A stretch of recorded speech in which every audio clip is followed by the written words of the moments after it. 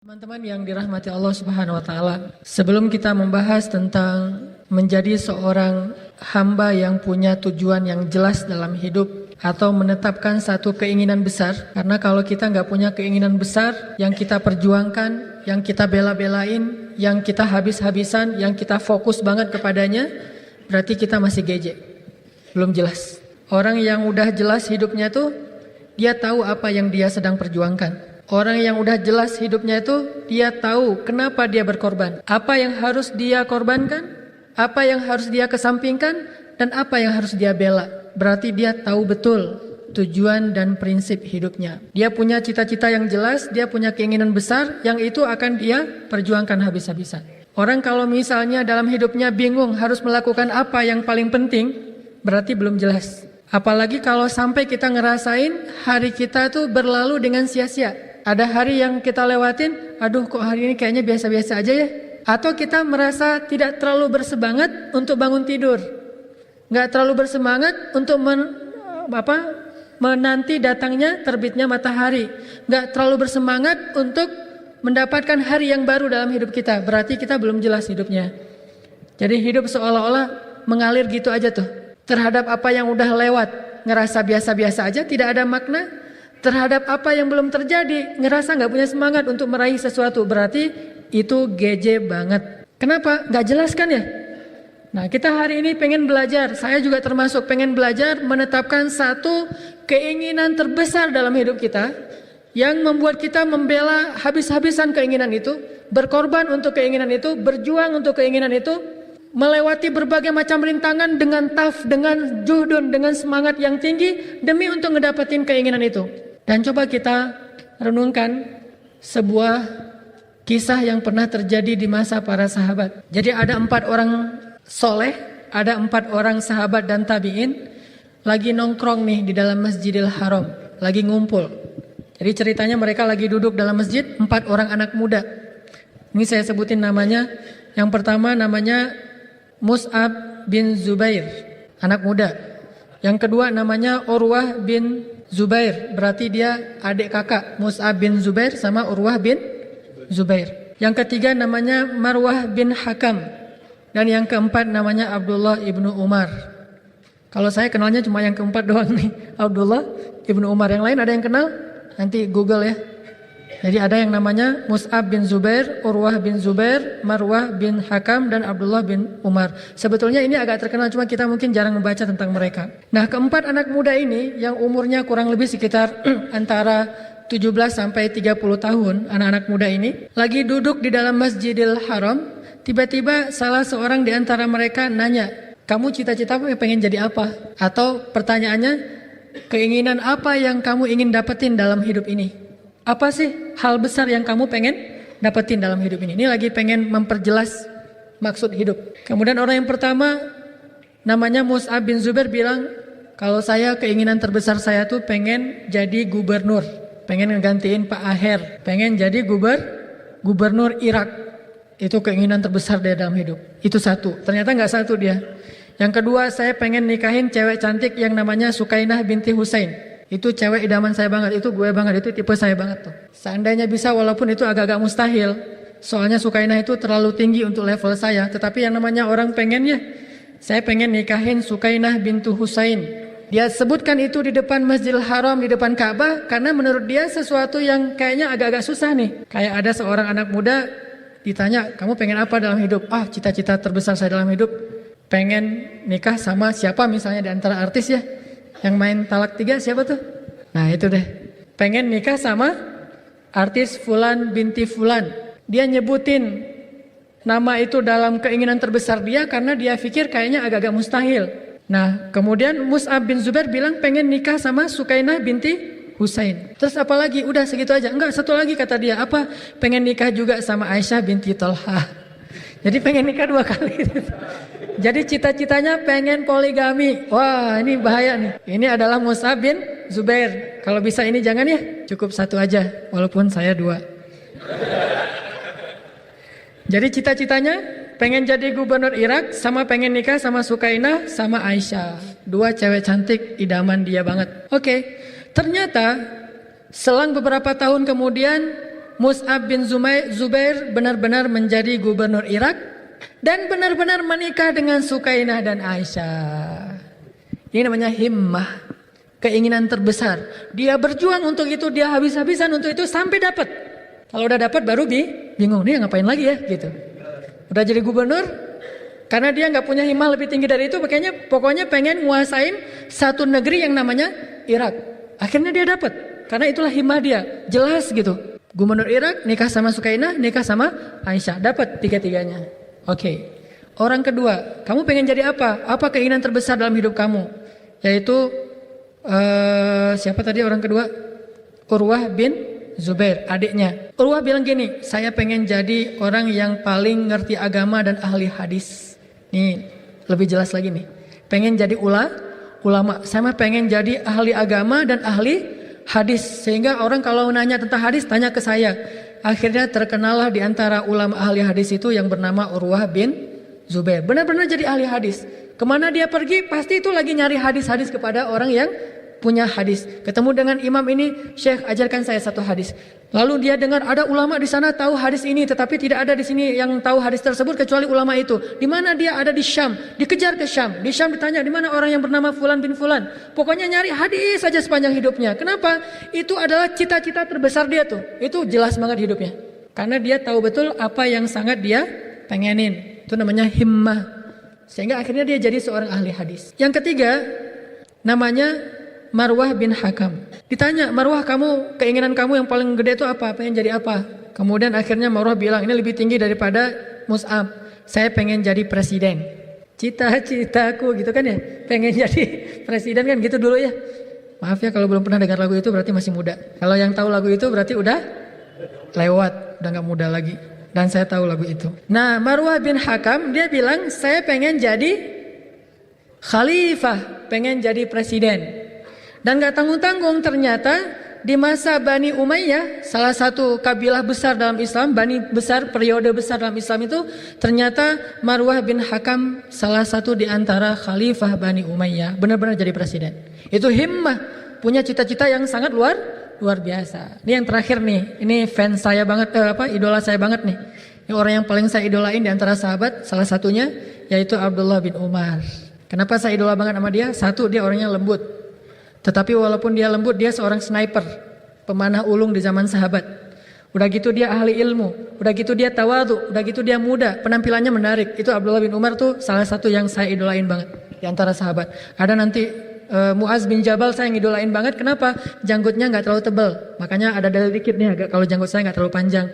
Kenapa Ustaz janggutnya kok nggak terlalu panjang? Muaz bin Jabal. Jadi saya ngidolain banget Muaz bin Jabal, Abdullah bin Umar, Ali bin Abi Thalib, Abdullah bin Abbas. Kalau sahabat-sahabat senior yang paling saya idolain itu adalah Abu Bakar pastinya. Nah, sekarang ditanya kepada Abdullah bin Umar. Ya Abdullah, keinginan terbesar kamu tuh apa? Apa kata dia? Sal, minta apa yang kamu inginin. Sekarang kita ada di depan Ka'bah nih. Apa yang kamu pengenin? Kata dia, saya ingin masuk surga. Dia nggak bilang soal nikah, dia nggak ngomong masalah harta, dia nggak ngomong masalah jadi ulama, dia nggak ngomong masalah jadi khalifah, dia cuma pengen masuk surga.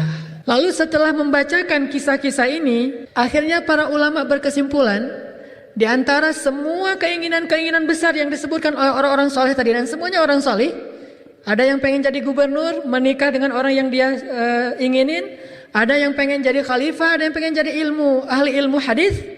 Ternyata yang paling tinggi cita-citanya dan paling jelas adalah yang diucapkan oleh Abdullah ibnu Umar, pengen masuk surga. Kenapa demikian? Karena kalau pengen masuk surga, kita boleh jadi apapun di dunia, itu nggak akan mengubah cita-cita kita. Kita bisa jadi apapun, kita bisa ngalamin keadaan apapun, kita bisa dalam situasi apapun, tetapi cita-citanya itu nggak akan pernah berubah dan nggak akan pernah selesai sampai akhir hayat kita. Bayangin kalau misalnya orang pengen jadi gubernur, pas sudah jadi gubernur selesai. Dan itu masih ada sisa umur yang panjang yang dia akan melaluinya dengan dengan keadaan gadget itu, nggak jelas. Kan udah dapat yang saya pengenin. Kalau orang pengen nikah dengan orang yang dia cintai, cewek yang paling dia kagum banget atau cowok yang paling dia kagumin, ketika udah dapat jadi gadget kan, nih apalagi ya kok ngerasa gersang gini? Karena ada batasnya. Ketika pengen jadi presiden, ada batasnya. Pengen jadi orang kaya, ada batasnya. Pengen jadi orang terkenal, ada batasnya. Pengen jadi seorang atlet pro, ada batasnya. Ketika udah lewat usia produktif, pemain bola misalnya, usia 20-an tuh kan masih ngejos banget tuh. Jadi luar biasa. Pas di atas 30 udah mulai agak melendoi dikit tuh. Di atas 35 udah gak kepake. Bahkan gak perlu dibayar pun gak bisa main lagi di klub itu kan ya. Paling-paling jadi pelatih, artinya nggak bisa ada seterusnya sampai akhir hayat. Tapi kalau pengen masuk surga, itu terus berlaku mulai dari sejak dia lahir sampai dia wafat. Dan itu tidak akan pernah berubah, sehingga hidupnya jelas. Dalam situasi apapun, karena peluang masuk surga itu sama bagi siapapun. Kalau peluang jadi orang terkenal kan beda-beda nih. Kalau dulu, kalau pengen jadi artis harus ganteng dulu. Kalau sekarang kan nggak harus ya. Sekarang mah agak terbuka lah peluang sedikit, karena nggak ganteng juga bisa jadi artis. Sekarang misalnya kita agak-agak aneh-aneh dikit juga malah lebih cepat jadi artis misalnya. Kalau dulu kan harus keren, harus ganteng, harus bisa acting, harus suaranya bagus. Sekarang suara biasa-biasa aja bisa jadi artis. Makin agak gila-gilaan dikit di Instagram, cepet tuh jadi unstream. Followersnya tuh banyak banget misalnya. Ini artinya ada syarat gitu. Nggak semua orang bisa jadi kayak gitu. Jadi orang kaya kalau takdirnya miskin. Bukankah kita tidak bisa mengubah takdir, tetapi kita hanya bisa berikhtiar? Ada orang yang pengen banget jadi orang kaya, tetapi takdirnya miskin. Ada orang pengen banget miskin, tapi takdirnya kaya. Ada nggak yang kayak gitu? Pengen miskin banget, tapi takdirnya kaya. Siapa tuh? Abdurrahman bin Auf. Itu pengen miskin banget, tapi takdirnya kaya. Utsman bin Affan pengen miskin banget, tapi takdirnya kaya. Sa'ad bin Mu'az pengen miskin banget, tapi takdirnya kaya. Banyak loh sahabat-sahabat yang pengen miskin, tapi takdirnya kaya. Aduh, kok saya kaya gini ya? Gitu. Kalau kita, aduh hidup saya kok gini melarat, susah makan. Ini enggak, aduh hidup saya kok berlimpah gini ya, semuanya serba ada. Aduh, jadi takut sombong. Ini Abdurrahman bin Auf nih. Pengen miskin, cuma gimana? Allah, saya mah bukan sombong ya Allah, harta saya banyak. Saya padahal pengennya miskin, tapi Allah sih ngasih saya kekayaan yang berlimpah. Abdurrahman bin Auf tuh udah infak biar habis hartanya, sekali berjihad itu berapa puluh miliar, tapi terus saja datang berlipat ganda. Makin dia sedekah makin nambah. Sesekali dia nggak pengen sedekah, ternyata nggak boleh, harus sedekah juga. Makin sedekah makin nambah, kan serba salah tuh. Pengen jadi orang kikir biar miskin, ternyata nggak boleh. Pengen jadi orang dermawan malah makin kaya. Karena janji Allah bagi orang sedekah itu 700 kali lipat, makin kaya makin kaya. Ketika Rasulullah wafat, Abdurrahman bin Auf ngasih harta kepada istri-istri Nabi, satu orang berapa? 21 miliar. Itu dihadiahin sama Abdurrahman bin Auf. Aisyah 21 miliar, Ummu Salamah 21 miliar. Masing-masing istri Nabi dikasih 21 miliar, bayangin. Terus ketika dia wafat, kalau dihitung 21 miliar itu adalah 1/4 dari harta Abdurrahman bin Auf, dikali 10, berapa tuh? 210 miliar. Itu baru 1/10 dari harta Abdurrahman bin Auf sebelum dia berdagang ke Syam. Gimana kalau ketika dia pulang bawa dagangan dari Syam, dari Yaman, dari Palestina, Yordania, hartanya tuh nggak kehitung jumlahnya. Kalau ada karavan yang datang dari Syam, Aisyah bilang, ya Rasulullah siap-siap. Kenapa? Ada pasukan yang mau menyerang kota Madinah. Lalu ketika Rasulullah udah siap-siap, ternyata kata para sahabat, ya Rasulullah nggak jadi perangnya. Kenapa? Ternyata bukan pasukan perang, tetapi karavannya Abdurrahman bin Auf. Saking banyaknya karavan dagangnya Abdurrahman bin Auf, disangka itu adalah pasukan musuh yang mau menyerang kota Madinah. Saking banyaknya. Mau gimana coba? Bukan dia yang pengen kan? Emang takdirnya gitu.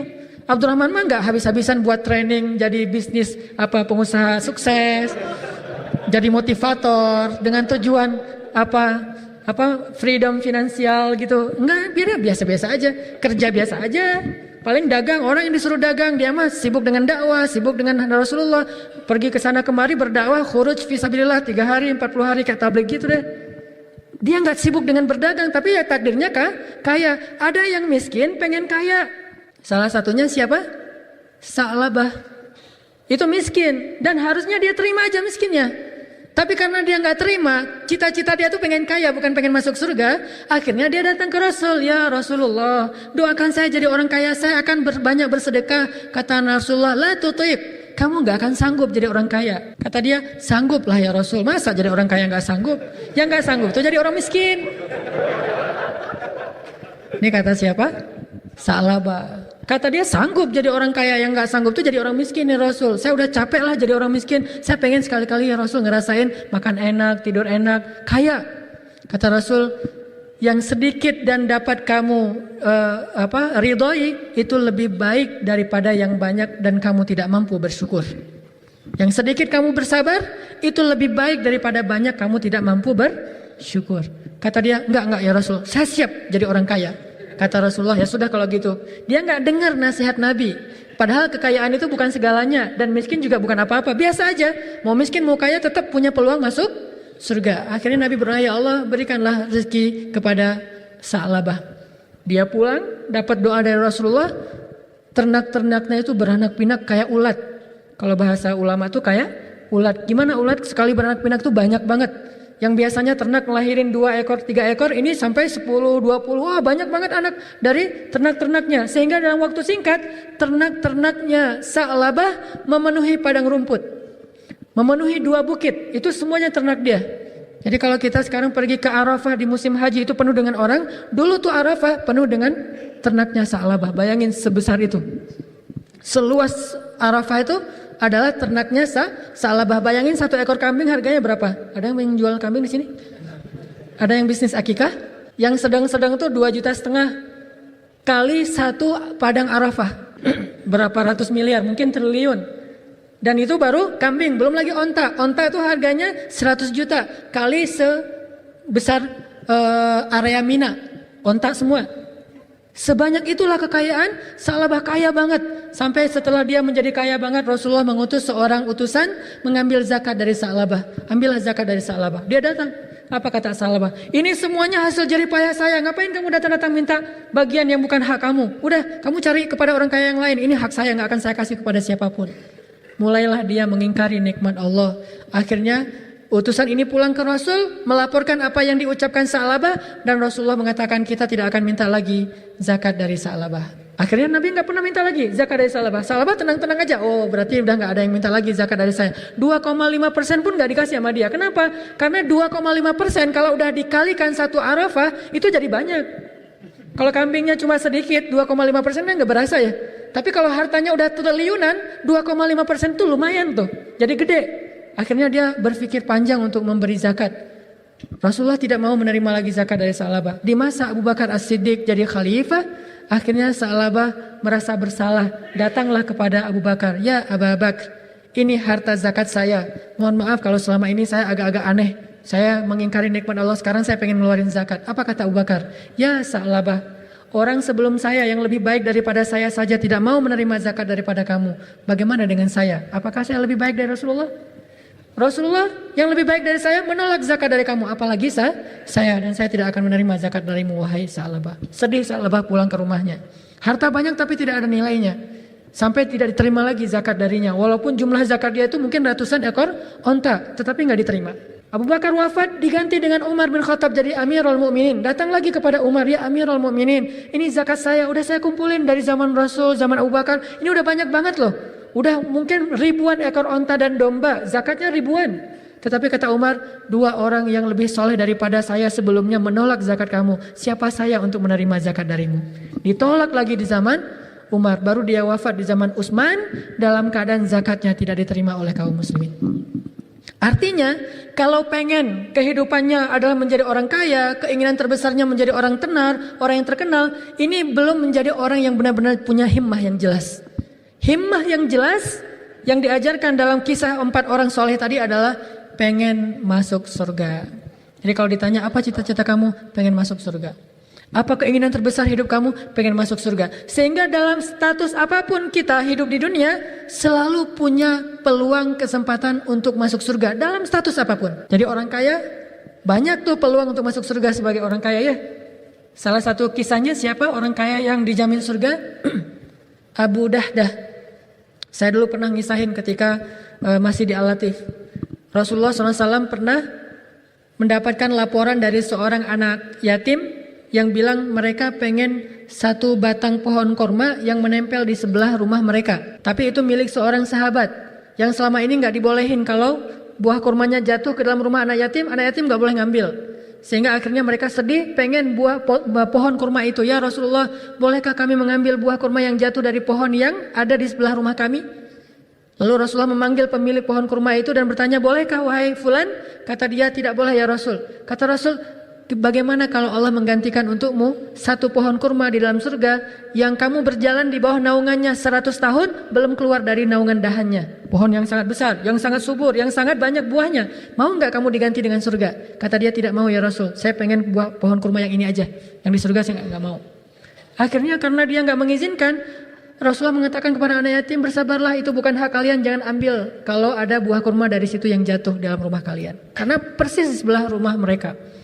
Mendengar janji Rasulullah ini, seorang sahabat di sebelah Rasul namanya Abu Dahdah langsung datang ke Rasul. Ya Rasul, ya Rasul. Apa? Ya Abu Dahdah, kalau saya yang melakukan apa yang engkau tawarkan tadi, saya bisa nggak dapat surga?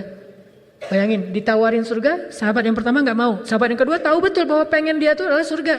Saya bisa nggak dapetin surga ya Rasul? Kata Rasulullah, bisa ya Abu Dahdah. Oh ya, tunggu ya Rasul. Dia langsung pergi nyusul sahabat yang punya satu pohon kurma tadi. Dipanggil, ya Aba Fulan, kesini. Kata Abu Dahdah, ada apa ya Abu Dahdah? Kata Abu Dahdah, kamu tahu kebun kurma saya di Madinah?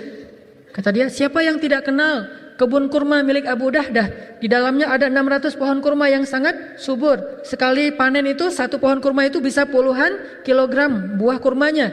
Dan itu ada 600 pohon kurma. Di dalamnya ada mata air, di dalamnya ada villa, kebun yang sangat terkenal di Madinah dengan kualitas kurma terbaik. Harga 1 kilogram kurma yang terbaik itu 300 real. 300 real itu sama dengan 1 juta. 1 kilonya 1 juta dan satu pohon kurma bisa puluhan juta. Dikali 600 sekali panen dan panennya 4 bulan sekali. Satu pohon kurma ada sekitar 60 kilo sampai 100 kilogram. 1 kilo 1 juta, berarti satu pohon 100 juta. Satu pohon 100 juta dikali 600 pohon, 6 miliar ya. 4 bulan penghasilannya 6 miliar. 4 bulan 6 miliar 60 miliar. Ayo matematikanya 60 miliar ya. Benar Muzamil? Orang ITB 60 miliar. 60 miliar dalam satu bu.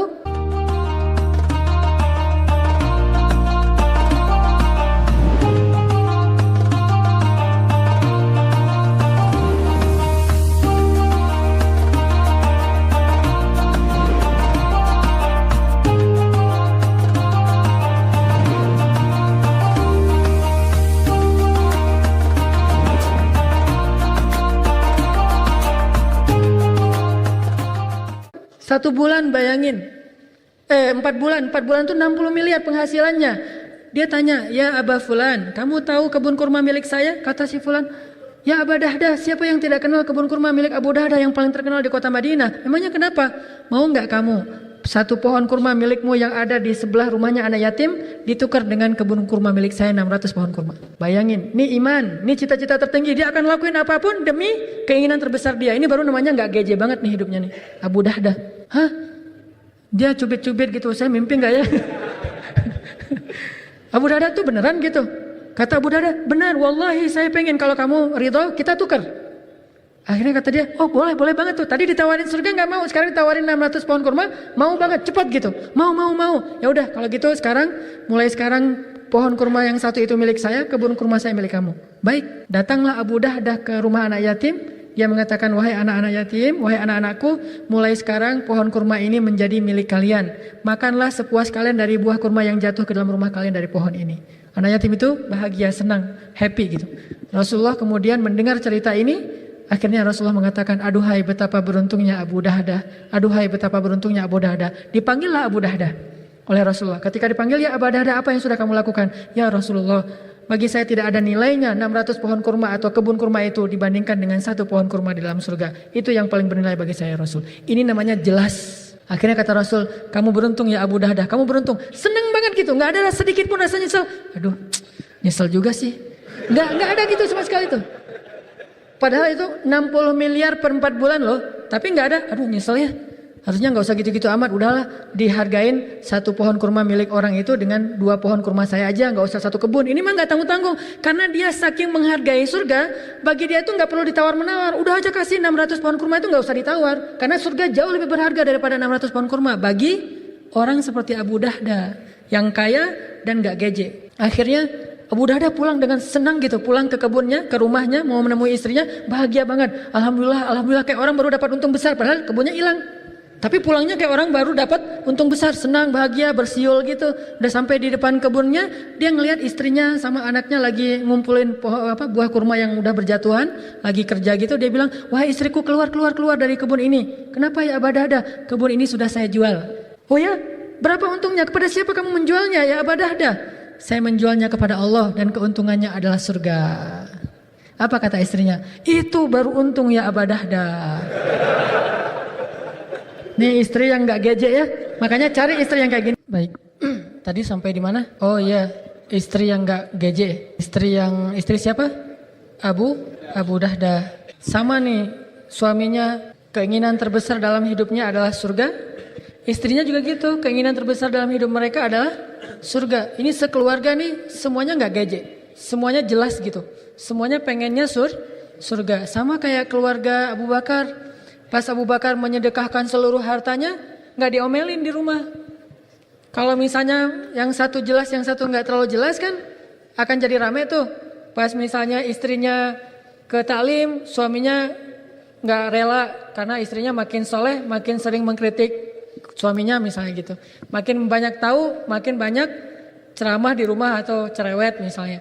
Atau sebaliknya, si istri juga gitu, nggak rela kalau suaminya terlalu soleh, karena terlalu soleh nanti malah dikhawatirkan, gitu deh, ya gitu. Artinya, jadi nggak sefrekuensi gitu.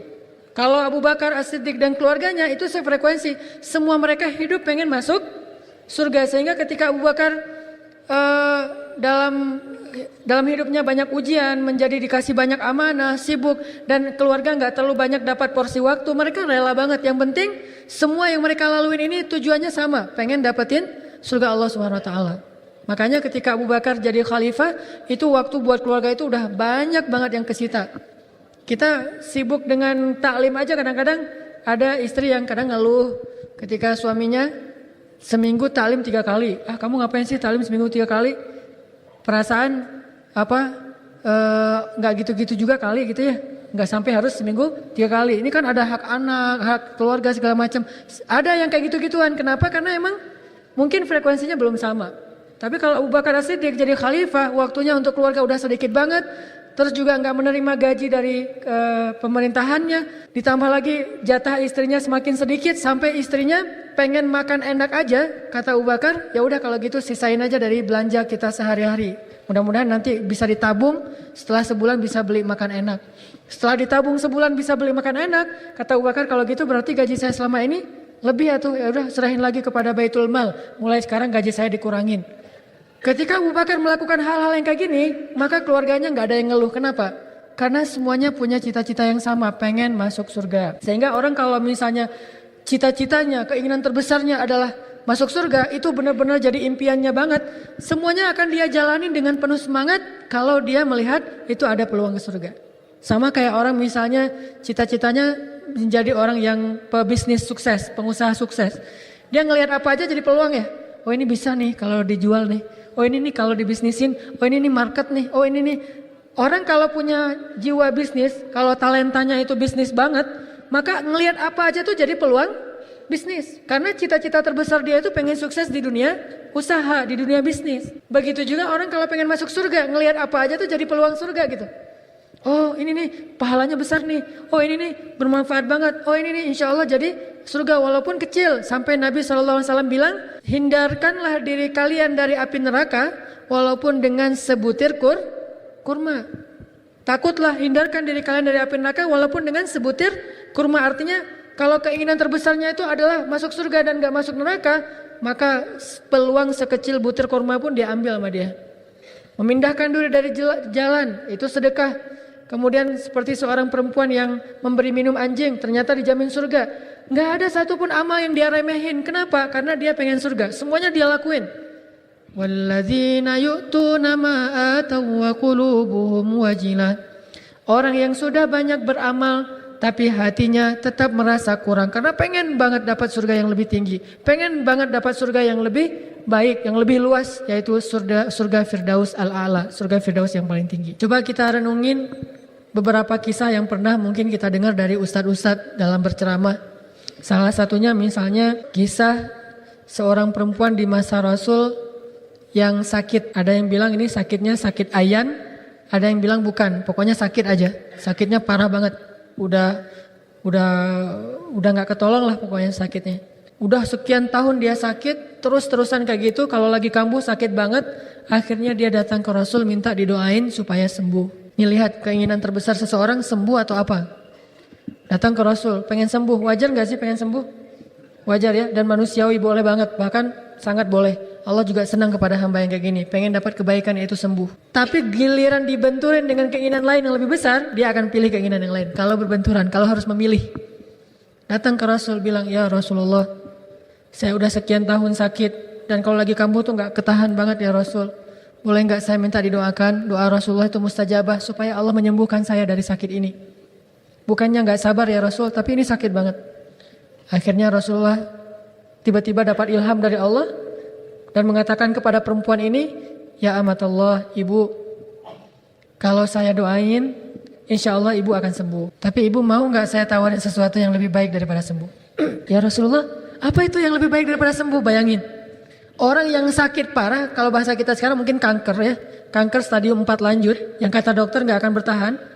Sakitnya luar biasa sampai keluar belatung dari tubuhnya misalnya. Terus ditanya, ada sesuatu yang lebih baik dari sembuh? Memangnya bagi orang yang sakit kayak gitu apa yang lebih baik daripada sembuh kan? Bukankah sembuh yang terbaik bagi dia? Yang paling dia inginkan, yang paling dia impikan? Nabi bilang, maukah ibu saya tawarin sesuatu yang lebih baik daripada sembuh? Dia dengan semangat tanya, apa ya Rasul yang lebih baik daripada sembuh? Kalau ibu enggak saya doain, ibu sabar aja dengan sakit ini.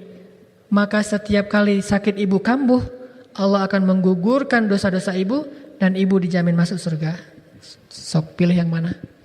Pasti kita akan bilang sembuh dan masuk surga. Masalahnya gak ada hadis kayak gitu ya. Adanya cuma 2 pilihan. Mau sembuh boleh, cuma gak dijamin. Gak apa-apa ya Rasul, yang penting udah sembuh. Nanti soal gak dijamin kan bisa diusahain, bisa ibadah setelahnya kan itu gitu ya. Jadi emang gak dijamin surga, mungkin masuk surga, mungkin gak dijamin. Cuman kalau udah sembuh, kalau kita berpikir, kalau udah sembuh nanti saya bisa ibadah, saya mah bisa taklim, saya bisa apa-apa, segala macam. Tapi bagi orang yang surga itu adalah keinginan terbesarnya, dia gak akan buang peluang itu. Walaupun dengan cara yang paling berat sekalipun, gak akan buang peluang itu. Sama kayak misalnya kita orang miskin nih, kita orang miskin. Udah sekian tahun jadi orang miskin, fakir bahkan, gak punya kerjaan, gak punya penghasilan. Dan di rumah diomelin terus karena gak pernah bawa uang yang cukup.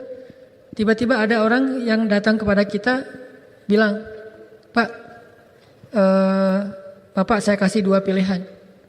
Bapak saya kasih rumah dan pekerjaan tetap. Sehingga Bapak punya penghasilan, memang gak gede. Dan punya rumah walaupun bukan mewah.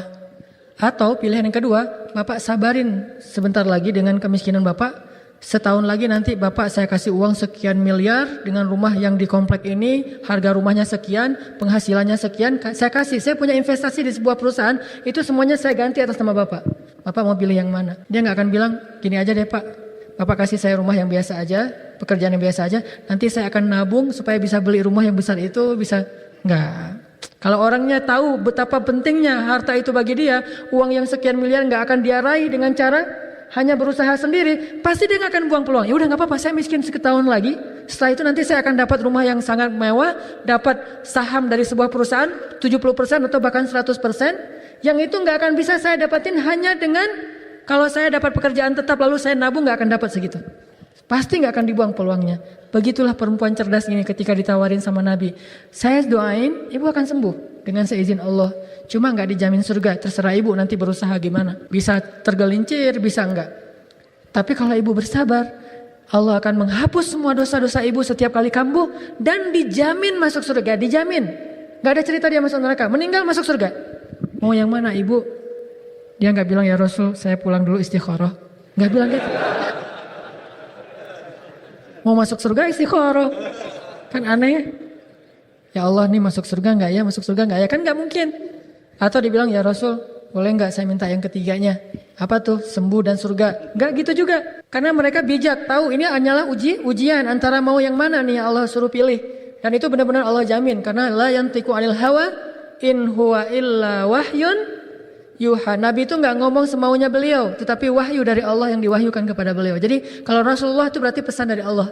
Allah yang nawarin. Mau yang mana ibu? Ya Rasulullah. Enggak mikir panjang nih ibu nih. Nggak istikharah dulu, nggak mikir panjang dulu, nggak musyawarah dulu dengan keluarga, dengan suaminya. Mas, ini gimana nih? Rasulullah nawarnya agak nggak enak gini. Nggak ada musyawarah. Langsung aja dia putusin. Ya Rasulullah, saya memilih Allah dan Rasulnya. Saya memilih nggak apa-apa, saya sakit. Yang penting saya bisa masuk surga. Tapi beneran masuk surga? Beneran ya ibu. Masuk surga langsung, nggak masuk neraka dulu, nggak pakai apa mampir-mampir dulu, nggak pakai mampir-mampir, langsung masuk surga. Bisa gitu? Bisa. Ya udah, saya sakit aja deh. Coba bayangin. Ini orang yang jelas tujuan hidupnya. Dia akan lakuin apapun, dia akan rela digimanain oleh keadaan, oleh takdir. Yang penting dia bisa masuk surga. Semuanya dia jadikan sebagai peluang masuk surga. Akhirnya dia pulang, pergi, tiba-tiba balik lagi. Bukan berubah pikiran ya, berbalik lagi dia bilang, ya Rasulullah, ada apa ibu? Ini boleh nggak saya minta satu lagi? Apa wahai ibu? Kata ibu ini, saya kalau lagi kambuh suka lupa diri, nggak sadarkan diri, sehingga kadang-kadang aurat saya terbuka dan saya malu banget kalau saya udah sadar. Boleh nggak doain kalau saya kambuh auratnya tertutup? Coba, sederhana banget kan permintaannya, soleha banget nih. Kenapa dia sampai kepikiran kayak gitu? Karena dia sudah menjadi ahli surga. Maka permintaan berikutnya adalah permintaan ahli surga. Amalan berikutnya adalah amalan ahli surga. Keinginan berikutnya adalah keinginan ahli surga. Asalkan sudah dijamin surga, maka semuanya menjadi amalannya ahli surga. Pikirannya pikiran ahli surga, kehidupannya kehidupan ahli surga, keinginannya keinginan ahli surga, tutur katanya tutur kata ahli surga. Semuanya menjadi perangai ahli surga. Karena di awal dia udah berakad, saya pengen jadi ahli surga. Setelahnya dia nggak mungkin orang yang udah pengen ahli surga tiba-tiba berubah pikiran, nggak mungkin. Karena itu bukan pola atau perangainya ahli surga. Nggak ada cerita ahli surga berubah pikiran. Udah masuk surga, ya Allah saya berubah pikiran. Kenapa? Bosan kayaknya, saya pengen tantangan ya Allah yang di api gitu. Kan nggak ada kan orang masuk surga berubah pikiran. Karena Allah bilang la khaufun alaihim walahum yahzanun. Nggak akan kecewa orang yang masuk surga, sehingga nggak akan mungkin berubah pikiran. Pasti aisyatin radiyah, kehidupan yang sangat memuaskan. Sehingga ketika ibu ini berakad pengen jadi ahli surga, yang setelahnya detik itu juga dia menjadi seorang ahli surga walaupun masih berjalan di muka bumi. Makanya yang dia minta, ya Rasul doain supaya aurat saya ketutup, saya malu kalau aurat saya kebuka. Nabi berdoa, ya Allah tutupilah aurat perempuan ini ketika penyakitnya kambuh. Sejak saat itu walaupun dia kambuh, auratnya tidak pernah lagi terbuka. Ini artinya himmah aliyah, keinginan tertinggi bagi seorang yang jelas hidupnya nggak geje. Kalau orang yang pengen sembuh, baik, cuma belum jelas. Bagi orang yang keinginan terbesarnya adalah surga, sakit, gak apa-apa, yang penting masuk surga. Sembuh, alhamdulillah masuk surga.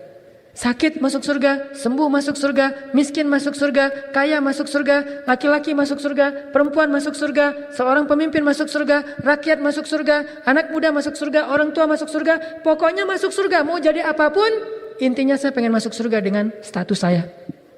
Dengan status saya pengen masuk surga. Kalau status saya sepanjang hidup sakit, ya udah saya pengen status sakit saya ini membawa saya ke surga dan saya rela banget. Sampai ada kisah disampaikan oleh Rasulullah, ada dua orang hamba. Yang satu hidup 1000 tahun dan 1000 tahun diuji dengan sakit, tapi dia bersabar. Sehingga ketika dia di akhirat masuk surga, di dalam surga Allah bertanya, "Ya fulan, berapa lama kamu hidup di dunia?" Kata dia, 1000 tahun ya Allah. Bagaimana kehidupan kamu 1000 tahun di dunia? Apakah susah atau mudah? Kata dia, mudah sekali ya Allah. Kenapa bagi dia dianggap itu kehidupan yang sangat mudah? Di dunia 1000 tahun sakit, karena dibandingkan dengan surga, itu gak ada apa-apanya ujian itu. Jadi ringan banget, karena keinginan terbesarnya adalah surga. Orang yang kedua, hidup 1000 tahun dengan kekayaan, sehat, semuanya diberikan oleh Allah kenikmatan dunia.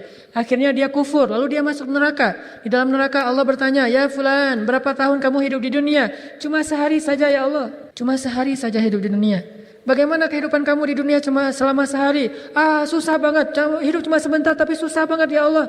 Dia ngeluh semua kehidupan dia di dunia. Kenapa dia anggap susah? Karena gak ada nilainya kenikmatan di dunia kalau udah diberikan akhirat dengan neraka. Makanya keinginan yang terbesar bagi orang yang faham, seperti Abdullah ibnu Umar, minta, sal tu'tah, minta kamu akan diberikan. Maka dia mengatakan, as'alul jannah, saya berharap masuk surga aja deh.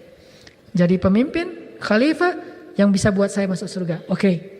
Jadi gubernur bisa buat saya masuk surga. Jadi suami bisa buat saya masuk surga. Jadi istri bisa buat saya masuk surga. Jadi jomblo pun bisa buat saya masuk surga. Siapa jomblo yang masuk surga dijamin surga? Perempuan? Maryam Al-Azra Maryam sang jomblo sejati yang solehah yang terjaga. Al-Azra itu kalau bahasa Inggrisnya Saint, S-A-I-N-T, Saint Mary. Saint Mary itu bahasa Arabnya Maryam Al-Azra, Maryam yang terjaga, Maryam yang suci, yang sampai akhir hayatnya nggak pernah melakukan dosa atau berbuat fahsya, dan dia jomblo sejati sampai akhir hayatnya, meninggal dalam keadaan suci. Maryam Al-Azra itu masuk surga dengan kejombloannya. Kenapa? Menjaga iffah. Dengan kejombloan dia ada peluang masuk surga. Mana peluang masuk surganya jomblo? Kan jomblo fisabilillah.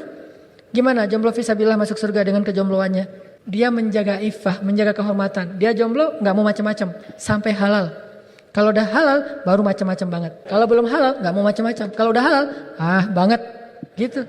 Mana bromet yang baru nikah gitu. Jadi kalau udah nikah baru boleh segalanya. Kalau belum nikah jaga, karena itu kesempatan masuk surga kita. Justru kalau udah nikah nggak punya lagi kesempatan masuk surga lewat jalan jomblonya. Udah punya kesempatan masuk surganya berubah. Harus jadi seorang suami yang imam yang baik, atau jadi seorang ayah yang memberi nafkah, bertanggung jawab, mendidik anaknya. Beda lagi nanti peluang masuk surganya. Jadi dan ada satu lagi peluang mendapatkan naungan Allah di padang mahsyar sebagai anak muda yang mampu menjaga kehormatan sampai dia menikah. Udah lewat kalau sudah nikah. Makanya kalau keinginan terbesar kita pengen masuk surga, semuanya akan kita lakuin dan kita lihat sebagai peluang surga. Habis-habisan demi surga. Kayak misalnya Rasulullah SAW lagi mau perang Tabuk. Itu perang pertama melawan pasukan di luar orang Arab.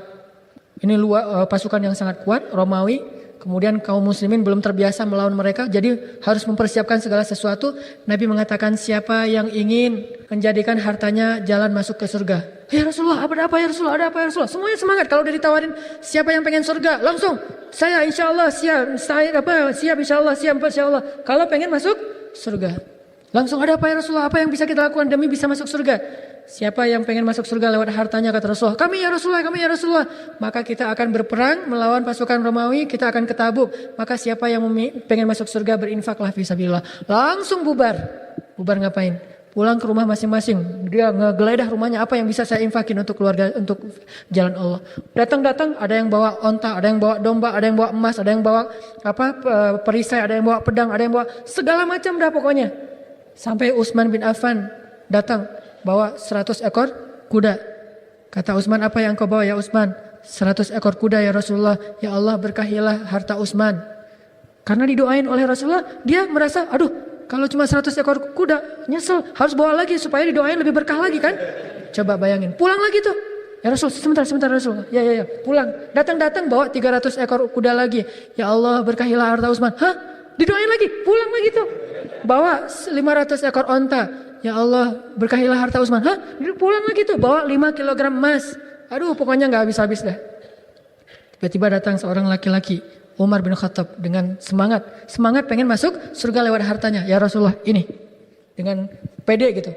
Ya Umar, berapa yang kamu berikan? Setengah dari harta saya Rasulullah. Bukan pamer ya, bedain. Ini amal hati, dan Umar tidak, zahir dan batinnya sama. Dia gak pamer, dia hanya semangat gitu. Ini ya Rasulullah. Akhirnya Rasulullah mengatakan, ya Allah, berkahilah harta Umar. Rasulullah tersenyum kepada Umar. Tiba-tiba belakang datanglah Abu Bakar. Hartanya gak banyak-banyak amat. Udah habis soalnya sejak di Mekah juga kan. Orang kaya yang jatuh miskin kan Abu Bakar. Sama kayak Khadijah. Kaya jatuh miskin gara-gara jalan Allah. Datang Abu Bakar bawa hartanya. Gak banyak-banyak amat. Gak kayak Umar. Umar langsung mikir, nih surga saya akan lebih luas daripada Abu Bakar nih. Saya lebih banyak infaknya. Rasulullah tanya, ya Abu Bakar, berapa yang kamu infakkan? Ya Rasulullah, ini seluruh harta saya. Umar kaget. Hah? Seluruh harta? Aduh, kalau gitu mah saya juga gak berani. Umar juga gak bisa kalau seluruh hartanya. Kalau Abu Bakar, ini seluruh harta saya Rasulullah. Gak ada lagi yang tersisa. Ya Abu Bakar, apa yang kamu sisakan untuk keluargamu? Saya tinggalkan Allah dan Rasulnya untuk keluarga saya. Keluarganya siap ditinggalkan Allah dan Rasulnya. Pasti pas sudah Abu Bakar pergi, istrinya nanya, ya Abu Bakar mau kemana? Ini hartamu saya bawa semuanya. Terus kita ditinggalin apa? Allah dan Rasul. Oh ya Allah dan Rasul. Itu tuh orang yang pengen masuk surga. Istrinya kayak gitu banget tuh. Allah dan Rasul. Dia tahu betul bahwa keinginan terbesarnya adalah surga. Sama kayak seorang suami yang istrinya percaya, pinter memutarkan modal ya. Dia kalau bukan judi sih, dia pergi terus dia usaha dengan modal itu, pulang-pulang jadi lebih kaya misalnya gitu ya. Nah suaminya bilang ke istrinya, mah, nih ada peluang bisnis nih, investasi bagus nih kayaknya menurut ilmu yang papa selama ini pelajarin, pengalaman bisnis, ini nih potensial banget nih mah. Terus papa mau gimana? Ini rumah kita sama mobil sama semua aset kita mau papa gadain untuk modal bisnis. Kalau istrinya orangnya tahu betul bahwa suaminya ini orang yang amanah dan pintar dan selalu tepat apa yang dia prediksiin, maka istrinya akan bilang, oh nggak apa-apa pak, ntar mama ambil dulu ya di bawah di dalam laci, diambilin sertifikat tanah, BPKB mobil, semuanya diambil dikasih ke suaminya. Kenapa? Satu, keinginan terbesar mereka berdua pengen kaya raya kan? Pengen lebih sukses lagi, pengen dapat uang lebih banyak lagi. Yang kedua, istrinya percaya kalau suaminya itu pasti prediksinya benar gitu. Ekspektasinya tuh dapat. Kalau dia puterin uang pasti kaya raya. Begitulah istri Abu Bakar As-Siddiq. Ketika Abu Bakar membawa harta, aset-aset mereka, istrinya mengatakan, oh ya nggak apa-apa. Karena dia nggak akan ngecewain keluarganya. Pasti akan berbuah surga Abu Bakar dan keluarganya. Habis-habisan tuh mereka kalau pengen dapetin surga. Sama kayak ketika keluarga Yasir, kan keluarga Yasir itu kan diikat di tengah padang pasir, nggak dikasih makan, cuma dikasih minum sedikit, terus dicambuk dengan batu yang besar, disiksa aja intinya, disiksa, dikulitin pelan-pelan, Yasir kepalanya dikulitin pelan-pelan, rambutnya sedikit demi sedikit jadi botak Yasir. Sumayyah juga gitu, dilecehkan, auratnya dibuka, ditertawakan, Sumayyah pokoknya digituin banget. Lalu Rasulullah merasa sedih ngelihat keluarga Yasir ini dan datang menghibur mereka dengan mengatakan apa? Sabran ya ala Yasir, fa inna mau'idakumul jannah. Sabarlah wahai keluarga Yasir, bersabarlah dikit lagi. Sesungguhnya janji Allah untuk kalian adalah surga. Ketika Nabi bilang janji Allah untuk kalian surga, wah jadi semangat lagi, jadi sabar lagi. Disiksa oleh Abu Bakar nggak berasa tuh, bahkan oleh Abu Jahal nggak berasa. Sampai Abu Jahal sendiri bingung, nih kenapa orang kayak nggak punya rasa lagi, kayak udah dibius gitu, dicambuk biasa aja nggak berteriak. Kenapa? Fa inna mau'idakumul jannah, janji Allah untuk kalian itu surga. Jadi kuat gitu. Asiyah, siapa? Istri Firaun. Ketika dia disalib di atas pohon kurma, orang lain merasa nggak kuat kalau digituin, Asiyah tersenyum di atas pohon kurma yang disalib. Tangannya dan kakinya dipaku coba, tapi tersenyum. Kenapa dia tersenyum? Karena Allah memberikan pemandangan kepada Asiyah, surganya Asiyah seperti apa. Ketika dia ngelihat seperti 3D gitu ya, atau 4D gitu, ngelihat surganya yang benar-benar dia lihat, maka akhirnya dia jadi tersenyum. Ini mah nggak apa-apa, ujian kayak gini disalib juga nggak apa-apa, mau 1000 kali disalib juga nggak apa-apa, yang penting masuk surga. Sampai Nabi bilang apa? Seandainya seseorang tahu gimana surga bagi orang yang syahid di jalan Allah, saya pengen syahid di jalan Allah, lalu hidup lagi, lalu syahid lagi, lalu hidup lagi, lalu syahid lagi. Saking luasnya dan besarnya surga bagi orang yang syahid di jalan Allah. Ini keinginan terbesar mereka. Sampai akhirnya ada juga cerita seorang sahabat yang ini satu-satunya sahabat yang dijamin masuk surga tanpa hisab. Di antara 70.000 orang yang masuk surga tanpa hisab, ada satu yang dijamin di antara sahabat. Namanya siapa? Ukasyah. Ketika Rasulullah bilang, nanti di akhir zaman, di padang mahsyar, ada 70.000 di antara umatku akan masuk surga tanpa hisab, tanpa azab. Begitu bangun kubur langsung masuk surga. Yang lain ngantri dulu dihisab, yang lain pada disidang dulu, ada yang saling hujat-menghujat. Yang ini mah 70.000 orang langsung dari kuburnya ke surga, loncat gitu.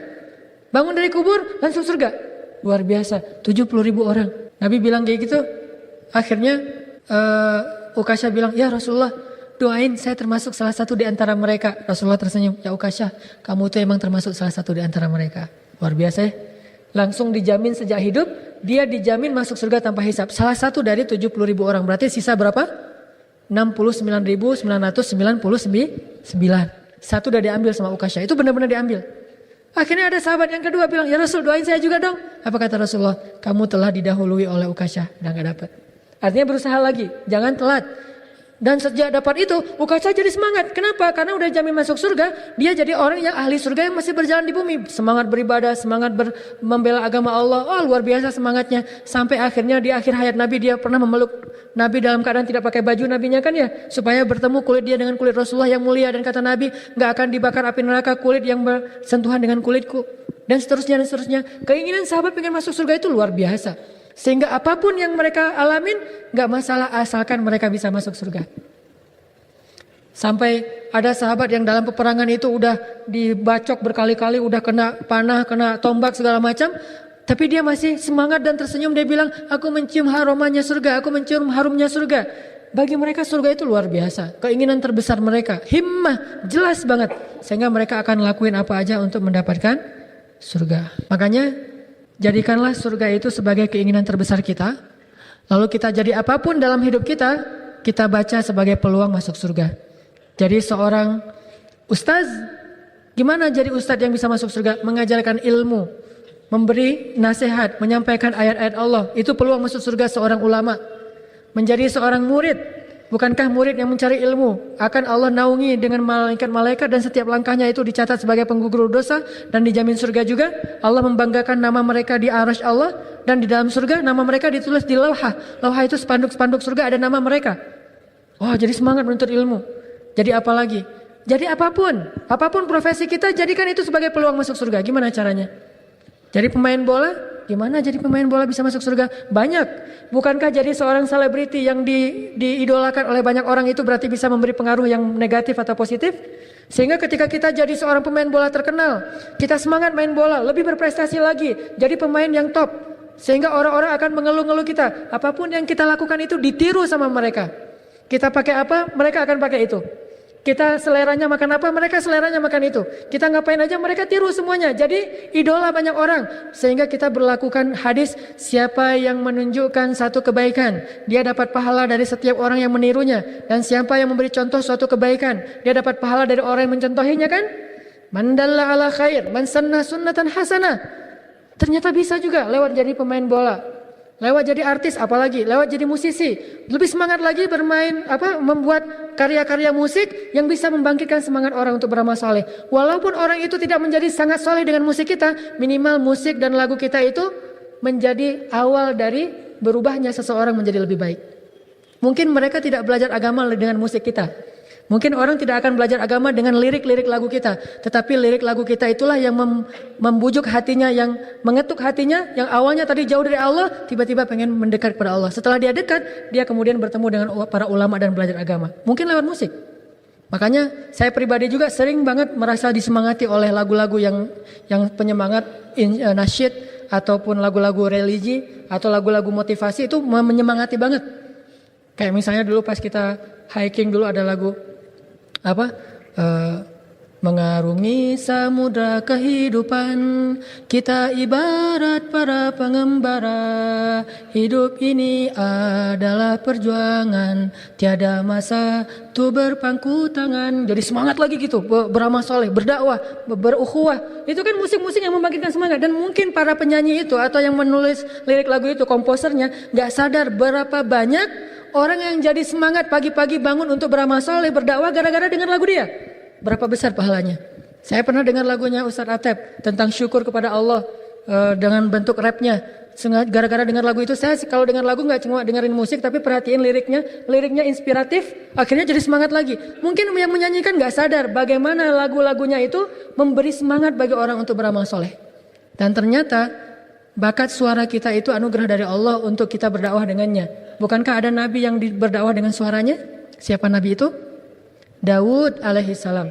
Nabi Daud berdakwah dengan suaranya selain dengan kekuatannya. Sehingga Allah mengatakan, ya Daud, wahai gunung, bertasbihlah bersama Daud. Wahai burung, bertasbihlah bersama Daud. Sehingga sejak saat itu siapapun yang punya suara yang bagus, Nabi mengatakan, laqad utita mizmaran min mazamir ali Daud. Kamu diberikan seruling-seruling keluarga Daud. Abu Musa al-Ash'ari, Usaid bin Hudair, kemudian Abdullah bin Abbas, kemudian Abdullah bin Mas'ud. Orang-orang yang suaranya bagus, dia bisa membaca Al-Quran dengan suaranya. Berapa banyak orang yang ketika saya membaca Al-Quran kemudian datang kepada saya, Ustadz, saya baru pertama kali menangis dalam sholat ketika saya sholat dengan Ustadz, saya jadi makmum, akhirnya dia jadi ikut talim. Mungkin dia nggak akan paham agama lewat bacaan saya, tetapi bacaan saya menjadi tolak ukur atau awal dari titik balik perubahan dia. Begitu juga dengan lagu yang kita nyanyiin, kalau itu liriknya lirik yang memotivasi. Makanya apapun harus jadi peluang surga sebetulnya. Jadi apapun, pengusaha lebih semangat lagi mempekerjakan orang banyak, jadi kita bisa ngajak orang beramal soleh bareng-bareng, memberi manfaat bagi banyak orang. Apapun, perempuan apalagi tuh, jadi seorang istri yang soleha, jadi seorang ibu yang setiap tetes air susunya itu adalah surga. Ketika dia melahirkan itu jihad, ketika dia sabar di rumahnya itu ribat. Banyak peluang surga itu banyak banget. Sehingga di dalam kitab Riyadhus Shalihin ada satu bab judulnya banyaknya jalan menuju kepada kebaikan. Banyaknya jalan menuju kepada kebaikan. Kalau nggak salah kasratut turuq ilal khair, banyaknya jalan menuju kebaikan. Jadi kebaikan itu bukan cuma ritual, zikir, sholat, itu jelas kebaikan, tetapi bukan sebatas itu. Jadikan semua yang kita lakukan ini dalam hidup kita, status kita adalah biar kita bisa masuk surga. Makanya saya sangat berharap teman-teman yang pemain bola jangan berhenti main bola. Setelah jadi pemain bola yang top, jadilah pelatih yang top. Kalau kita yang ngelatih, jadi manajer, kan kita bukan hanya bisa ngelatih mereka main bola, tapi bisa bikin manajemen, harus sholat dulu, ada hal-hal yang baik yang bisa kita terapkan dalam latihan. Atau jadi seorang sutradara, buat film-film. Bukankah film-film itu sangat mempengaruhi? Salah satu yang membuat saya semangat dalam berdakwah itu, saya nonton film Umar. Salah satu yang membuat saya semangat untuk membela Palestina itu saya nonton filmnya The Valley of Wolves yang dibuat oleh orang Turki. Film-film inspiratif. Orang Hollywood tahu betul bagaimana mereka membesarkan ideologi mereka dengan film sehingga muncullah Hollywoodnya baik dengan film atau musiknya. Kenapa orang Islam tidak melakukan hal yang lebih baik daripada itu? Bukankah kita juga punya potensi? Sekarang munculnya film-film yang inspiratif. Salah satu yang saya kagumin banget dari sinetronnya Deddy Mizwar misalnya, Para Pencari Tuhan. Kemudian Preman Pensiun, muncul lagi banyak-banyak film inspiratif. Para sutradara, berkaryalah. Para sastrawan yang pintar nulis, berkaryalah. Semuanya, apapun yang kita miliki, jadikan itu peluang kita masuk surga. Kalau itu yang jadi motivasi kita, insya Allah kita akan semangat untuk jadi apapun, asalkan itu membawa kita kepada surga. Siap insya Allah? Mau masuk surga? Insya Allah ya semuanya ya. Saya cuma ustadz biasa, yang saya bisa lakuin yang gini-gini doang, nyemangatin orang di depan. Mungkin teman-teman bisa melakukan lebih daripada saya. Jangan berpikir bahwa yang paling banyak pahalanya di sini ustadz, belum tentu. Bisa jadi yang paling banyak pahalanya di antara kita di sini adalah bisa jadi seorang desainernya yang karena desain dia, karena tim kreatif yang buat poster yang bagus sehingga orang jadi semangat datang ke masjid. Saya menyampaikan ilmu, saya dapat pahala mudah-mudahan dari ilmu itu. Tapi ada yang mengajak, sehingga setiap orang yang berpahala di sini, pahalanya juga sama diberikan kepada orang yang tadi mengajak. Mengajak bisa dengan cara SMS, nge-broadcast, atau nge-regram, atau membuat poster, apapun lah, pokoknya jadilah seniman kan. Makanya sekarang kita di gerakan kita ini butuh lebih banyak lagi seniman tuh, yang bisa lebih kreatif lagi, membuat lebih banyak karya-karya lagi untuk dunia anak muda dakwahnya. Sehingga ketika anak muda tertarik dengan poster-poster kita, dakwah-dakwah kita yang kreatif, mereka datang ke masjid, mereka jadi pengen belajar agama, kita dapat surga lewat jalan itu. Makanya jadi seniman, jangan berhenti jadi seniman. Jadi seorang komposer, jangan berhenti jadi komposer, terus latih diri kita. Jadilah Ahmad Dhani yang bisa masuk surga. Jadilah Iwan Fals yang bisa masuk surga. Jadilah Melly Guslow yang bisa masuk surga. Jadilah apapun yang bisa masuk surga lewat potensi yang dia miliki. Saya berharap anak-anak muda tuh kayak gitu. Mudah-mudahan ini akan jadi penyemangat buat kita meraih surga Allah dengan cara berprestasi, berkarya. Tentunya walaupun selain pengen masuk surga, kita cinta banget dengan negeri ini, bangsa ini, tanah air kita ini, Indonesia. Dan kita pengen banget negara ini maju bukan hanya dengan memamerkan yang sifatnya hanya materi, tetapi maju dengan peradabannya, dengan akhlaknya, dengan agamanya, dengan Islamnya. Seperti Islam pernah maju di kota Madinah, di kota Baghdad, di kota Damaskus, di Mesir, dan di Palestina pada masa-masanya yang terdahulu. Insya Allah Islam akan bangkit di Indonesia karena anak-anak mudanya yang ingin masuk surga insya Allah. Sebelum saya tutup ada satu pengumuman, insya Allah mulai hari Sabtu besok akan ada taklim khusus buat cewek-cewek dengan judul Ladies Day ya. Jadi kalau di tempat hiburan itu ada namanya Ladies Night. Jangan curiga dulu, saya tahunya juga dari orang lain. Jadi ada Ladies Night buat tempat-tempat hiburan. Kita mah di dakwah mah ada Ladies Day. Hari Sabtu jam 9 pagi di masjid kita, Masjid Al-Latif, akan diadain taklim khusus buat cewek doang. Jadi yang merasa bukan cewek, kita ada hari kita lah. Ya, hari Ladies Day mah akan diajarkan insya Allah disampaikan oleh istri saya, pacar saya, Hanin. Saya Hanan, dia Hanin. Jadi Teh Hanin yang akan ngajarin. Dan by the way, Hanin ini istri saya ini nilainya jauh lebih bagus daripada saya di Al-Azhar. Jadi kalau teman-teman ngelihat saya agak ngaco, insya Allah gak akan dengerin yang ngaco dari istri saya. Soalnya nilai dia lebih bagus, terus dia lebih serius belajar agamanya. Malah saya sering banyak belajar dari dia juga. dan sebagian materi saya itu sebenarnya dia yang nyiapin, saya tinggal baca doang. Ya, jadi kalau mau langsung mendengar referensi aslinya dari dia aja deh. Itu insya Allah akan diajarin sama Teh Hanin pada hari Sabtu di Masjid Al-Latif jam 9 khusus untuk perempuan Ladies Day. Mari kita tutup dengan sama-sama berdoa kepada Allah. Mudah-mudahan kita istiqomah di jalan Allah. A'udzu billahi minasy syaithanir rajim. Bismillahirrahmanirrahim. Rabbana lakal hamdu kama yanbaghi li jalali wajhikal karim wa 'azimi sultanik. Allahumma salli wa sallim wa barik ala sayyidina Muhammad wa ala alihi wa sahbihi ajma'in. Allahumma ighfir lana dhunubana. Allahumma ighfir lana dhunubana. Allahumma ighfir lana dhunubana wa liwalidayna warhamhuma kama rabbayana shighara. ربنا ظلمنا أنفسنا ظلما كثيرا وإن لم تغفر لنا وترحمنا لنكونن من الخاسرين لنكونن من الخاسرين لنكونن من الخاسرين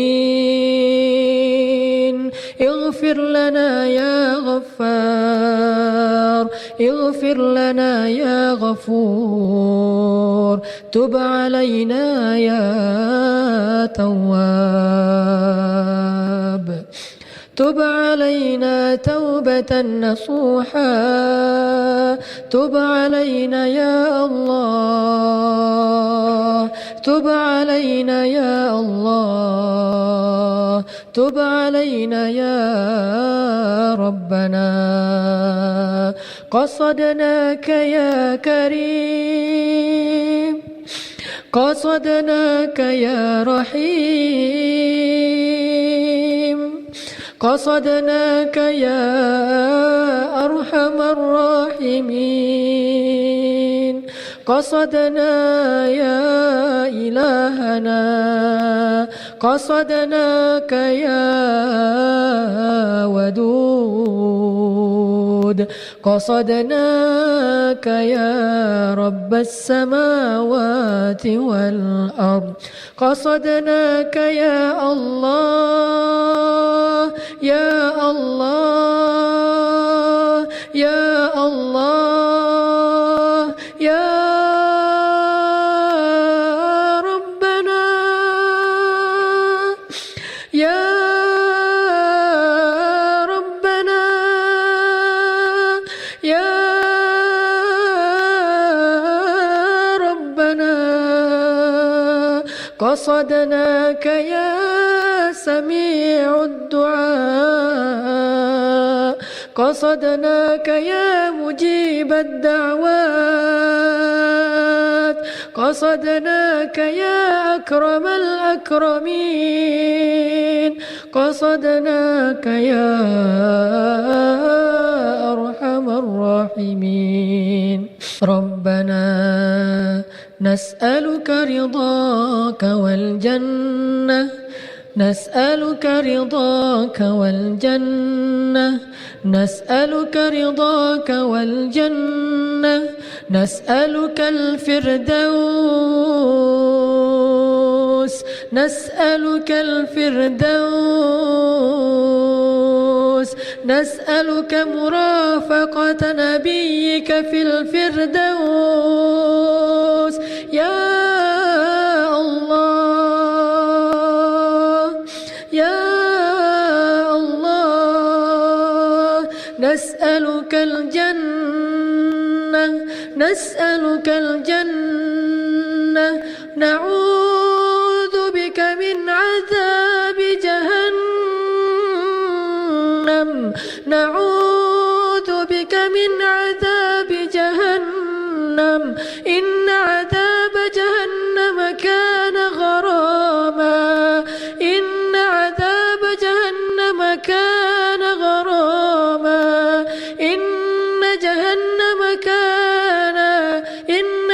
جهنم كان غراما يا الله نعوذ بك من عذاب جهنم ونعوذ بك من عذاب القبر يا الله يا لطيف يا لطيف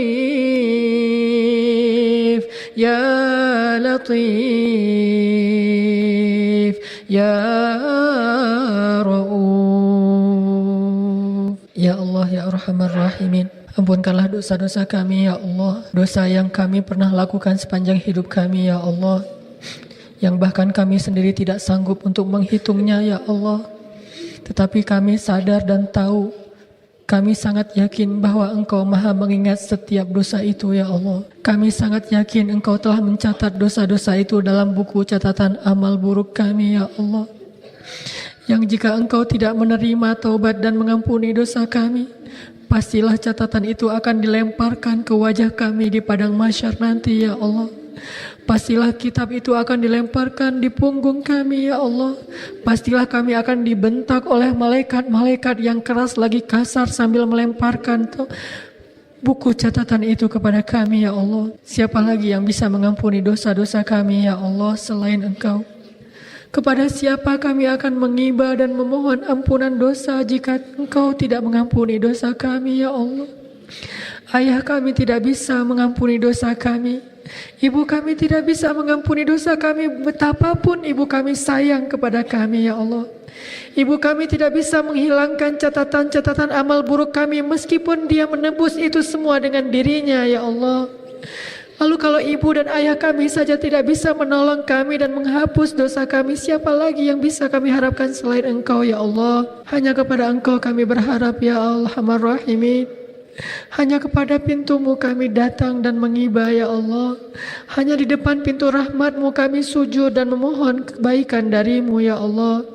Qasadna ya Rabbana, hanya Engkau yang kami maksud ya Allah. Hanya Engkau yang kami harapkan ya Arhamar Rahimin. Ampunkanlah dosa-dosa kami ya Allah. Kami tidak tahu apakah kami bisa sanggup istiqomah sampai akhir hayat kami dalam keadaan seperti ini ya Allah. Kami tidak tahu apakah hati kami bisa lebih baik setiap harinya sampai akhir hayat kami, atau justru hati itu akan kembali kepada masa lalu yang pernah kami tinggalkan ya Allah. Kami tidak tahu apakah akhir hayat kami akan husnul khatimah atau su'ul khatimah. Kami tidak tahu takdir kami ya Allah. Kami tidak tahu apa yang tertulis di dalam kitab yang Engkau simpan di Lauhul Mahfuz tentang kami ya Allah. Kami tidak tahu apakah di dalam neraka catatan nama kami ditulis ataukah di dalam surga ya Allah. Dan kami sangat takut, pasti kami akan sangat merugi seandainya nama kami dicatat di dalam neraka-Mu dan itu takdir kami ya Allah. Tetapi Engkau maha mengubah takdir. Jika catatan itu tertulis di dalam neraka, maka ubahlah takdir kami, masukkanlah kami ke surga-Mu ya Allah. Walaupun kami tidak layak untuk mendapatkan itu ya Allah. Condongkan hati kami kepada kebaikan ya Allah. Jadikanlah hati kami cinta kepada orang soleh ya Allah. Jadikanlah hati kami terikat dengan rumah-rumah-Mu ya Allah. Jadikanlah hati kami merasa betah duduk di dalam masjid-Mu ya Allah. Jadikanlah hati kami merasa nyaman duduk di dalam majelis-majelis ilmu agama-Mu ya Allah. Jadikanlah hati kami mencintai saudara-saudara kami yang saling mencintai karena Engkau ya Allah. Jadikanlah hati kami senantiasa bersungguh-sungguh dalam kebaikan ya Allah. Jadikanlah hati kami cinta kepada keimanan ya Allah. Dan hiasilah rasa cinta itu di dalam hati kami ya Arhamar Rahimin. Ya Allah, ampunkanlah dosa ibu dan bapak kami ya Allah. Ampunkanlah dosa ibu kami ya Allah. Berikanlah ampunan untuk ibu kami dari setiap tetes ASI yang dia berikan kepada kami ya Allah. Berikanlah ampunan kepada ayah kami dari setiap tetes keringat yang mereka gunakan untuk menafkahi kami ya Allah. Ya Allah, jangan biarkan air mata ibu kami menjadi sia-sia ya Allah. Jadikanlah setiap air mata ibu kami itu kebaikan dalam hidup kami ya Allah. Dan jadikanlah kami anak-anak yang kalau tidak bisa membalas budi baik ibu dan ayah kami di dunia, jadikanlah kami bisa membalasnya di akhirat ya Allah. Jadikanlah kesolehan-kesolehan kami yang baru sederhana ini di dunia akan menolong ayah ibu kami nanti di akhirat ya Allah. Mungkin di antara kami di sini ada orang tuanya yang sudah wafat. mungkin ayahnya, mungkin ibunya, mungkin kedua-duanya ya Allah, yang sekarang tidak bisa lagi berbakti kepada orang tuanya, maka jadikanlah sedikit amal soleh kami sekarang di dunia bisa menjadi bakti kami untuk menolong orang tua kami nanti di akhirat ya Allah. Ya Allah, kami rindu kepada orang tua kami yang sudah wafat. Ya Allah, kami rindu kepada orang tua kami yang sudah wafat. Kami ingin berkumpul lagi dengan mereka di dalam surga ya Allah. Ya Arhamar Rahimin, sayangilah istri kami ya Allah. Sayangilah suami kami ya Allah. Sayangilah anak-anak kami ya Allah. Janganlah Engkau memisahkan kami di akhirat gara-gara kami tidak taat kepadamu ya Allah. Jadikanlah kami sekeluarga bertemu di dunia dan berkumpul lagi nanti di akhirat. Ya Arhamar Rahimin, menangkan Islam di Indonesia dengan bangkitnya para pemuda ya Allah. Ya Allah ya Arhamar Rahimin, berikanlah hidayah-Mu kepada hati-hati para pemuda di Indonesia ya Allah. Ya Allah ya Arhamar Rahimin, bangkitkanlah semangat para pemuda untuk membela agama dengan dakwah dengan akhlaknya ya Allah. Ya Allah ya Arhamar Rahimin, bantulah para pemuda-pemuda di Indonesia dan khususnya di Bandung agar semuanya bersatu dalam barisan dakwah ya Allah. Jadikanlah mereka adalah cikal bakal bangkitnya pergerakan Islam dan peradaban Islam ya Allah. Jadikanlah mereka para pemuda Ashabul Kahfi. Jadikanlah mereka pemuda Hawariyin. Jadikanlah mereka pemuda-pemuda Muhajirin. Jadikanlah mereka pemuda-pemuda Ansar. Ya Allah, bangkitkanlah Islam dengan pemuda-pemuda yang ada di Masjid Istiqomah ini ya Allah. Ya Allah, jadikanlah kami salah satu di antara pembela agama-Mu ya Allah. Kami tahu betapa istimewanya menjadi pembela agama-Mu walaupun kami merasa tidak pantas untuk itu ya Allah. Ya Allah, beri kami kesempatan untuk bisa membela agama-Mu. Beri kami kesempatan untuk menjadi kesatria dalam Islam sebagaimana Engkau telah menjadikan Muhajirin dan Ansar sebagai kesatria dalam Islam. Ya Allah, bangkitkanlah di antara kami Muhammad Al-Fatih. Bangkitkanlah di antara kami Salahuddin yang baru. Bangkitkanlah di antara kami Umar bin Abdul Aziz. Bangkitkanlah di antara kami para rijal yang akan membawa agama ini kepada yang lebih baik. Ya Arhamar Rahimin, berikanlah kepada kami pasangan-pasangan yang menyejukkan hati kami. Anak-anak yang bisa menjadi ketaatan bagi orang tuanya dan menyejukkan pandangan orang tuanya. Anugerahkanlah kepada kami sepotong saja dari surga-Mu di dunia, yaitu keluarga yang solihah. Berikanlah kami keluarga yang solihah yang menjadi kesenangan bagi kami di dunia, agar kami bisa beristirahat dari penatnya kehidupan kami. Ya Allah, jadikanlah rumah kami adalah surga. Jadikanlah istri kami adalah bidadari. Jadikanlah suami kami adalah seorang rijal, seorang kesatria, imam. Jadikanlah anak-anak kami adalah lu'lu' wal marjan. Rabbana atina fid dunya hasanah wa fil akhirati hasanah wa qina adzabannar. Subhanakallahumma wa bihamdika asyhadu an la ilaha illa anta astaghfiruka wa atubu ilaik. Assalamualaikum warahmatullahi wabarakatuh.